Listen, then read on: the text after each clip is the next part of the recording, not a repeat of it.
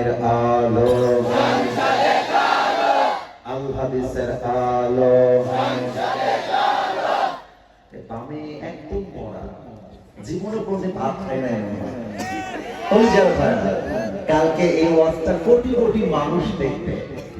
আপনাদের সাউন্ড হবে এমন যেন পুরো বাংলাদেশ বলতে বাধ্য হয়, সিরাজগঞ্জের সন্তানরা কথা বললে মাটি থরথর করে কাঁপতে থাকে। আল কোরআনের আলো,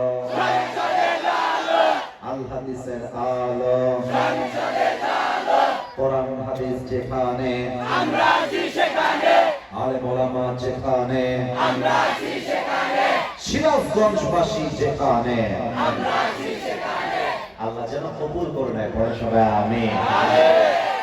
এখন আর একটা এক্সট্রা ওয়ার্ড বলবো না, জাস্ট কোরআন থেকে হাদিস থেকে রেফারেন্স ভিত্তিক আলোচনা এই মুহূর্তে রিপ্রেজেন্ট করতে চাই আপনাদের সামনে। বাট বিফোর দ্যাট আমি একটা জিনিস আপনাদের থেকে জানতে চাই, এটা খুবই খুবই জরুরি।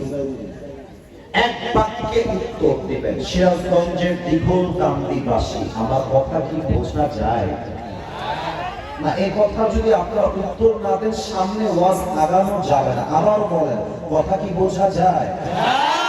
কথা বুঝতে কোনো সমস্যা হচ্ছে না তো?